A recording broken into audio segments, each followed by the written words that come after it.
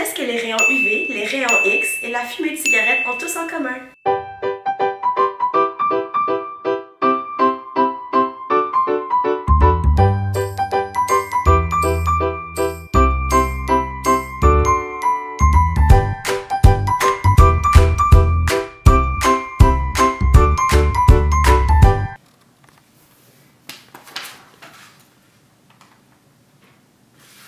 Bonjour et bienvenue à Biologie 4U.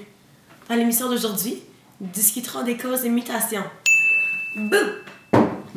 Plusieurs mutations sont spontanées, c'est-à-dire qu'elles se produisent naturellement. Différents organismes et gènes ont différents taux de mutations spontanées. Ce type de mutation peut être causé par l'appariement incorrect de bases de l'ADN polymérase pendant le processus de réplication d'ADN. Certains facteurs environnementaux peuvent augmenter la vitesse des mutations spontanées.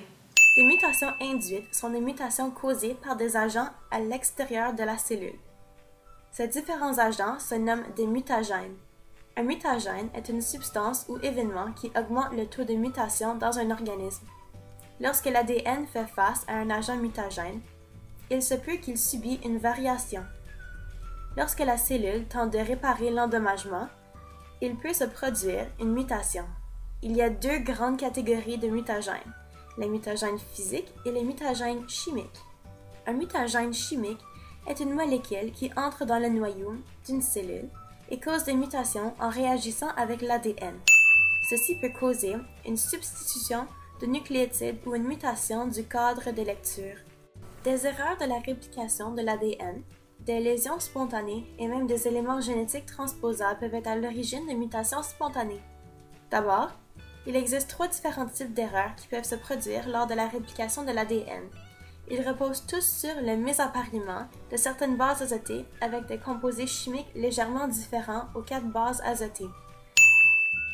En premier, il y a la tautomérie.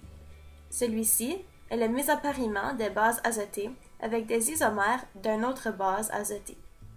Ces isomères se différencient des autres bases par la position de leurs atomes, ainsi que par les liaisons de ces atomes. Les différentes formes sont en équilibre, donc ils sont aussi chimiquement stables que les bases normales. Par exemple, prenons la thymine. La forme céto de cette base est la forme normale. Elle s'apparie normalement avec un adénine. Cependant, avec des réactions d'oxydation ou de réduction, elle peut se transformer dans la forme imino ou énol.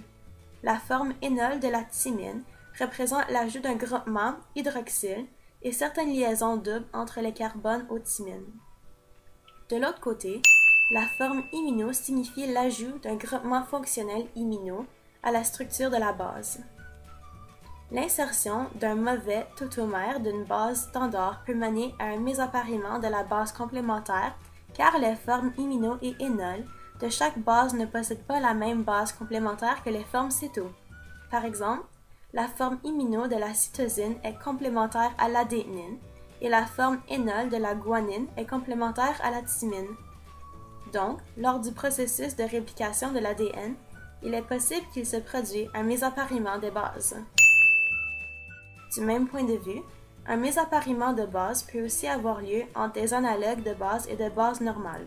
Les analogues de base sont certains composés chimiques qui ressemblent suffisamment aux bases azotées normales de l'ADN pour être parfois incorporés dans celui-ci à la place de bases normales.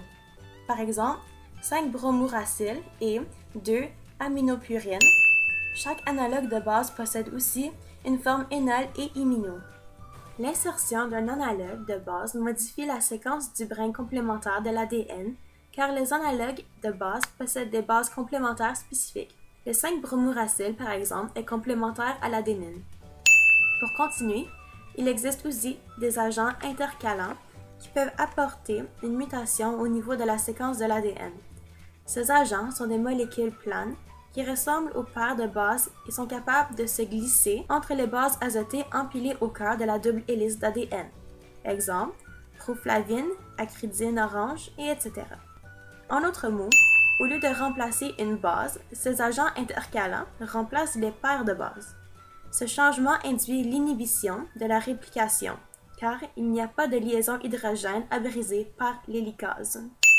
En dernier, un grand nombre de mutagènes endommagent une ou plusieurs bases, empêchant ensuite tout appariement spécifique des bases. L'endommagement de l'ADN peut se produire par dépurination, désamination ou par oxydation.